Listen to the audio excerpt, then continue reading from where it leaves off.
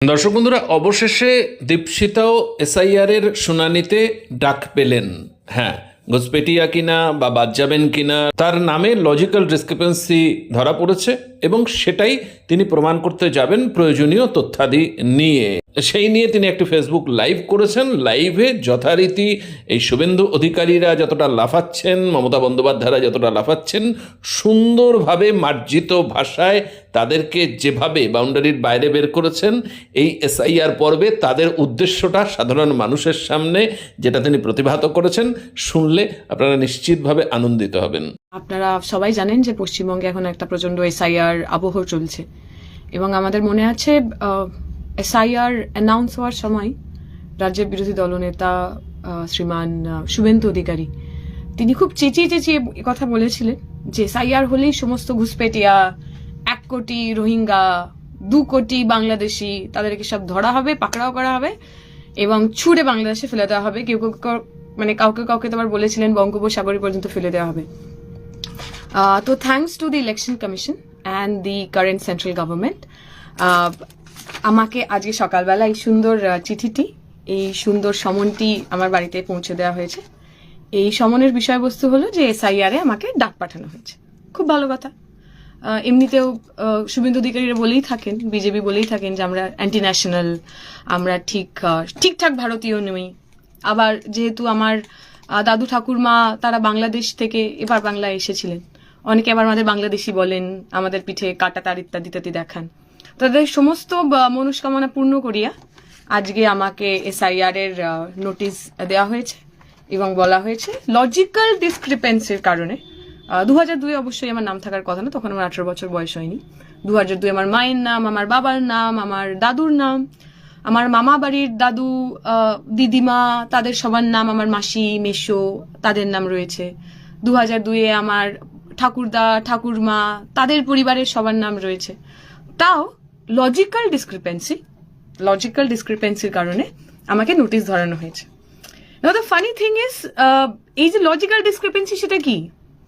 Logical discrepancy হলো আমার বাবার নাম পীযূষ ধর, 2002 আমার বাবার নাম পীযূষ ধরই রয়েছে। এবার এই যে মহান ব্যক্তিগণ যারা ইলেকশন কমিশনের হয়ে কাজ করছেন, এই যে প্রচন্ড কম্পিটেন্ট যে ইলেকশন কমিশন, তারা যে নামগুলোকে ট্রান্সলেট করেছেন সেটা ঠিক হাতে করতে পারেননি। লোকবলের অভাব, হয়তো রিক্রুটমেন্ট ঠিকঠাক হয় না, সরকারি স্থায়ী লোকের অভাব, হয়তো কন্ট্রাকচুয়াল লোককে দিয়ে করিয়েছেন, আই ডোন্ট নো কি। এরকম একটা সেন্সিটিভ বিষয়, এরকম একটা গুরুত্বপূর্ণ বিষয়, সেইটার যা ট্রান্সলেশন, যা ভোটার লিস্ট আছে তার যে ট্রান্সলেশন হয়েছে সেগুলো ভায়া এআই হয়েছে এবং এই এআই ট্রান্সলেশনের মধ্যে দিয়ে আমার বাবার নাম যেটা পীযূষ ধর ছিল সেটা এখন গিজুষ ধর হয়ে গেছে। এখন ইলেকশন কমিশনের এটা দাবি যে আমার বাবা যে আসলে গিজুষ ধর নন, পীযূষ ধর, আমার বাবা যে আসলেই আমার বাবা, এইটা প্রমাণ করার জন্য আমি নানা ধরনের ডকুমেন্ট নিয়ে ওনাদের কাছে যাই। সেই ডকুমেন্টে ওনারা বলেছেন যে কোনো পরিচয়পত্র, পেনশন পেমেন্ট অর্ডার যেটি কেন্দ্রীয় রাজ্য সরকার ইত্যাদি ইত্যাদি আমার নেই। যে কোনো পরিচয়পত্র, শংসাপত্র, নথি যেটি পূর্বের সরকার, স্থানীয় কর্তৃপক্ষ, ব্যাংক, ডাকঘর, ভারতীয় জীবন বীমা, রাষ্ট্রায়ত্ত সংস্থা কর্তৃক প্রদত্ত, আচ্ছা এটা আমার থাকবে। উপযুক্ত কর্তৃপক্ষ কর্তৃক প্রদত্ত জন্মের শংসাপত্র, এটাও আমার আছে। পাসপোর্ট, এটাও আমার আছে। স্বীকৃত পর্ষদ, বিশ্ববিদ্যালয় কর্তৃক প্রদত্ত ম্যাট্রিকেশনের শিক্ষাগত যোগ্যতার প্রশংসাপত্র, এটাও আমার আছে। রাজ্যের উপযুক্ত কর্তৃপক্ষ কর্তৃক প্রদত্ত স্থায়ী বাসস্থানের শংসাপত্র, Aadhaar card should be one of the document. বনভূমি অধিকার শংসাপত্র, আমার তো বনভূমি নাই, তাই অধিকারও নাই, তার শংসাপত্রও নাই। উপযুক্ত কর্তৃপক্ষ কর্তৃক অন্যান্য অনগ্রসর সম্প্রদায়, তপশালী জাতি, উপজাতি ইত্যাদি, আমি এই একটার মধ্যেও পড়ি না, অতএব সেই শংসাপত্র আমার থাকবে না। নাগরিকের জাতীয় রেজিস্টার, আমি জানি না ঠিক নাগরিকের জাতীয় রেজিস্টার কি, আমাদের জন্য সেটা আদৌ প্রযোজ্য কিনা। রাজ্য স্থানীয় কর্তৃপক্ষের দ্বারা তৈরি পারিবারিক রেজিস্টার, আমি সেইটাও আমার খুব আছে বলে আমি জানি না, এটা আমার বাড়ির লোককে জিজ্ঞেস করতে হবে। কোনো জমি, বাড়ি বা বরাদ্দার সরকারি শংসাপত্র, আমার কোনো জমি, বাড়ি সরকার দ্বারা এখনো তো বরাদ্দ হয়নি, সেটাও আমার নেই। আধারের জন্য কমিশনের তারিখে অমুক অমুক ERSFL2 প্রযোজ্য হবে, I don't know what that means. 1/7/2025 অনুযায়ী বিহারের এসআইআর এর নির্বাচক তালিকার নির্যাস। বিহারের এসআইআর এর নির্বাচক তালিকায় আমার নাম থাকাটা খুবই অদ্ভুত, কিন্তু ওনারা যখন চেয়েছেন, কিছু একটা মনে করেই চেয়েছেন, নিশ্চয়ই এখানেও কোনো একটা কারণ আছে। এভাবেও নিশ্চয়ই কোনোভাবে ঘুষপেটিয়াদের ধরা যাবে, আমি জানি না কিভাবে, কিন্তু নিশ্চয়ই ওনারা যখন বলছেন মোদিজি কিছু ভুল করতেই পারেন না, কেন্দ্রের সরকার কিছু ভুল করতেই পারেন না, অতএব এইগুলো আমাকে দেখাতে হবে। এখন আমার কাছে এর বেশিরভাগটাই রয়েছে। আমার পাসপোর্ট রয়েছে, আমার 10th সার্টিফিকেট রয়েছে, আমার আধার কার্ড, ভোটার কার্ড ইত্যাদি রয়েছে। তো আমার বাবা যে আমার বাবা, এবং আমার বাবার যে নাম পীযূষ ধর, গিজুষ ধর নয়, সেটা প্রমাণ করার জন্য আশা করি আমাকে খুব বেগ পেতে হবে না, কিন্তু নানদালেস আমাকে প্রমাণ করতে হবে আমার বাবা যে আমার বাবা। এবার ধরা যাক যারা আমার মতো একটু প্রিভিলেজ পরিবারের অংশ নন। এর আগে আমরা শুনেছিলাম যে মাধ্যমিকের আপনার যে অ্যাডমিট কার্ড, সেই অ্যাডমিট কার্ড থাকলেই আপনি যে আপনার যে বয়সের দিনক্ষণ, আপনার বাসস্থান, আপনার স্কুল, এইগুলোকে ডকুমেন্ট হিসেবে ব্যবহার করা যাবে। আমরা শুনলাম কিছুদিন আগেই ইলেকশন কমিশন বলেছে যে এখন অ্যাডমিট কার্ড হলে হবে না, আপনার যে পাস সার্টিফিকেট, সেই পাস সার্টিফিকেটটা আনতে হবে। এখন পশ্চিমবঙ্গের যে সমস্ত মানুষ খেটে খাওয়া গরিব সাধারণ পরিবারের মানুষ, যাদের মাধ্যমিক পাশ করার মতো যে লাক্সারি ছিল না, সেই প্রিভিলেজ ছিল না, সেই অবসরটুকুনি ছিল না, তারা কি করবে? যাদের বাবা মায়ের বা যাদের বাড়ির লোকের যে ডকুমেন্ট, সেই ডকুমেন্টগুলো এক্ষুনি তাদের কাছে নেই, যাদের বাড়ির লোকজন মারা গেছেন, যাদের বাড়ির লোকজনের ডকুমেন্ট হয়তো ঠিক করে রাখা হয়নি, যাদের বাড়ির লোকজন হয়তো এখানে থাকেন না, তাদের কি হবে? আমরা প্রথম দিন থেকে বলেছিলাম যে এসআইআর এর মধ্যে দিয়ে ভুয়ো ভোটার ধরা পড়া সেটা একেবারেই এদের কাঙ্ক্ষিত লক্ষ্য নয়। এসআইআর করে যদি ভুয়ো ভোটার বাদ দিতে হতো, তাহলে তার আগে এতবার বামপন্থীরা যখন বহুবার ইলেকশন কমিশনের কাছে লিস্ট নিয়ে দাগ দিয়ে দিয়ে দেখিয়ে দিয়েছেন যে এরা মৃত ভোটার, এরা এখন এখানে থাকেন না, এরা ডেড ভোটার, এদের বাড়ি বদল হয়ে গেছে, এদের নামগুলো বদল করা হোক, কেন্দ্রের সরকার চাইলে, ইলেকশন কমিশন চাইলে সেগুলো করতে পারতেন, তারা করেননি। তারা ইলেকশনের একদম আগে আগে এসআইআরটা করছেন, যাতে এই এসআইআর কে সামনে রেখে একটা বিভাজনের রাজনীতি, একটা ফিয়ার সাইকোসিস তৈরি করতে পারেন। প্রথম দিন থেকে মনে করুন এই শুভেন্দু অধিকারীরা যেভাবে এসআইআর কে প্রজেক্ট করেছিলেন, যে এসআইআর বেসিক্যালি মুসলিমদের, বাংলাদেশিদের এবং পশ্চিমবঙ্গের মধ্যে থাকা বাংলা বলা মুসলিমদের, তাদেরকে ডি ভোটার করার, তাদেরকে ভোটার লিস্ট থেকে বাদ দেওয়ার একটা বিশাল বড় হাতিয়ার হতে চলেছে। প্রথম দিন থেকে যে প্রোপাগান্ডা ছিল, যে প্রজেকশন ছিল, সে তাই হয়েছে। এবং এই যে কন্টিনিউয়াস বাংলাদেশি বাংলাদেশি বাংলাদেশির যে মিথ্যা পেডেল করে গেছেন, তাতে যা হয়েছে সারা ভারত জুড়ে, এবং বিশেষত এই পশ্চিমবঙ্গের থেকে যে জায়গাগুলোতে মানুষজন কাজ করতে যান, সেটা বিহার হতে পারে, উত্তরপ্রদেশ হতে পারে, উড়িষ্যা হতে পারে, হরিয়ানা হতে পারে, এই সমস্ত জায়গায় এই যে ঘুষপেটিয়া, এই যে বাংলাদেশিরা পশ্চিমবঙ্গের বর্ডার দিয়ে পালে পালে চলে আসছে, রোহিঙ্গারা বাংলাদেশের আর বাংলার বর্ডার দিয়ে পালে পালে দেশের মধ্যে চলে আসছে, এই মিথ্যেটা, এই ঘৃণার চাষটা তারা ভারত জুড়ে করেছেন। যার ফলস্বরূপ আজকে আমরা দেখলাম প্রায় 12 জন, যদি আমি ভুল না করি, এখনো পর্যন্ত 12 জন বাংলার শ্রমিক, পরিযায়ী শ্রমিক, যাদের বাংলাদেশি অপবাদ দিয়ে পিটিয়ে খুন করা হয়েছে।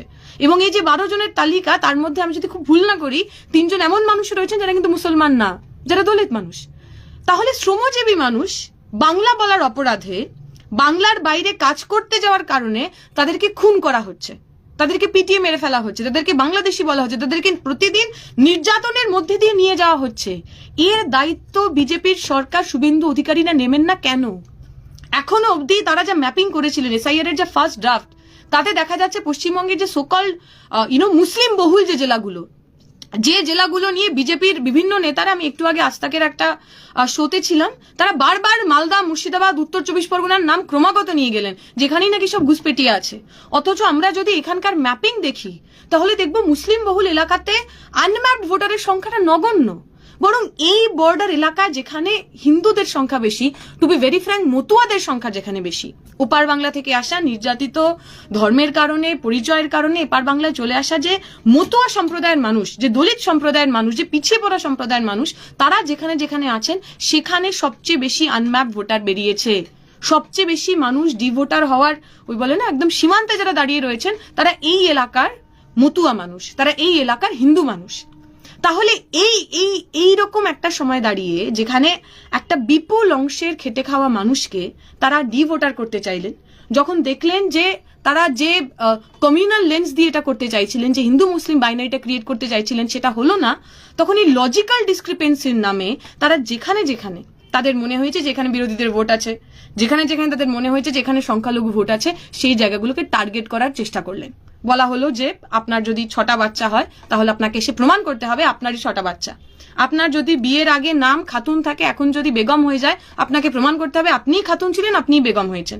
এবং এই আমাদের মতো 2002 সালে যাদের নাম ছিল না, যারা সকল ওই পরিবারগুলোর অংশ নয়, পিছিয়ে পড়া পরিবারের অংশ নন, যারা মুসলিম পরিবারের অংশ নন, আমাদেরও এমন অনেকের এদের ইনকম্পিটেন্সের কারণে, যাদের বাবার নাম ভুল হয়ে গেছে, বাবার কোথাও কুমার আছে কোথাও কুমার নেই, কোথাও আগে শেখ আছে পরে শেখ নেই, কোথাও আগে মাঝের দেবী আছে কোথাও মাঝে দেবী নেই, কোথাও অরুণ কুমার হয়তো ঘোষ লেখা ছিল সেখানে অরুণ কু ঘোষ হয়েছে। এমন সমস্ত ছোট্ট ছোট্ট জিনিস, যে জিনিসগুলো খুব স্বাভাবিকভাবেই, খুব বিউরোক্রেটিক ভাবে, খুব ক্ল্যারিক্যাল ওয়েতে যেগুলোকে সলভ করা যায়, সেগুলোকেও সলভ না করে একটা বিপুল সংখ্যক মানুষকে তার এই ফিওর সাইকোসিসের মধ্যে, এটা ভয়ের পরিবেশের মধ্যে রাখতে চাইছেন। তাহলে একদিকে বাংলার সাধারণ মানুষ পশ্চিমবঙ্গের বুকে তারা তার আইডেন্টিটির জন্য, তার পরিচিতির জন্য ভয়ের মধ্যে থাকবেন, আর সেই মানুষই যখন অন্য জায়গায় পেটের জন্য, পেটের দায়ে কাজের জন্য যখন কাজ করতে যাবেন, তখন তাদের বাংলাদেশি বলে খুন করা হবে, মারা হবে, ধরা হবে, নির্যাতন করা হবে। আপনারা দেখেছেন বেলডাঙ্গার ঘটনা, সেখানে যে সাংবাদিক বন্ধু গেছিলেন, নিজের কাজ করতে গেছিলেন, তার উপর যদি আক্রমণ হয়ে থাকে, সেটা আমরা একরকম একদম সেটা নিন্দনীয়। কোনো ধরনের শারীরিক আক্রমণকে কোথাও আমরা কখনো সাপোর্ট করি না, কিন্তু ওইখানের মানুষজন, আমি আজকে ভিডিওতে শুনছিলাম, তারা যে কথা বলছেন যে আমরা পশ্চিমবঙ্গে কাজ পাই না বলেই তো আমরা বাইরে যাচ্ছি। এই যে মমতা ব্যানার্জি বললেন প্রত্যেক পরিযায়ী শ্রমিককে 2 লাখ টাকা করে দেবেন, প্রত্যেক পরিযায়ী শ্রমিককে কাজ দেবেন, মমতা ব্যানার্জি যদি সত্যিই এই বাংলার সাধারণ মানুষের প্রতি এতই দরদি হতেন, তাহলে তো এই কাজটুকুনি করতেন, 2 লাখ টাকা দিয়ে দিতেন পরিযায়ী শ্রমিকদের। 2 লাখ টাকা দরকার নেই, আপনি একটা কাজ দিন। বাংলার মানুষকে, মুর্শিদাবাদের মানুষকে, মালদার মানুষকে, 24 পরগনার মানুষকে, হাওড়ার মানুষকে কেন ব্যাঙ্গালোরে যেতে হবে, কেন হরিয়ানা যেতে হবে, কেন উড়িষ্যাতে গিয়ে মার খেতে হবে, কেন খুন হতে হবে? তাকে বাংলায় কাজ দেওয়ার দায়িত্ব তো পশ্চিমবঙ্গের সরকারের, যে পশ্চিমবঙ্গ সরকারকে এই সমস্ত মানুষগুলো দুহাত ভরে আশীর্বাদ করছেন সেই 2011 সাল থেকে। তাহলে একদিকে মমতা ব্যানার্জিরা চাকরি বাকরি না দিয়ে বাংলার সাধারণ মানুষকে পরিযায়ী হতে বাধ্য করছেন, আর কেন্দ্রের সরকার, বিজেপির সরকার, তাদের এই হিন্দু মুসলিম করার জন্য একটা দেশের মধ্যে ডেভেলপমেন্টের ইস্যুকে একদম পিছন দিকে পাঠিয়ে দিয়ে, ভালো থাকার ইস্যুগুলোকে একদম পিছন দিকে পাঠিয়ে দিয়ে, কর্মসংস্থান শিক্ষার ইস্যুগুলোকে একদম পিছন দিকে পাঠিয়ে দিয়ে এই হিন্দু মুসলিম করার জন্য তারা SIR কে একটা টুল হিসেবে ব্যবহার করছেন, যার মধ্যে দিয়ে বাংলার খেটে খাওয়া মানুষ, তিনি হিন্দু হতে পারেন, মুসলমান হতে পারেন, জৈন হতে পারেন, খ্রিস্টান হতে পারেন, আপনি যদি গরিব মানুষ হন আপনি ক্ষতিগ্রস্ত হবেন।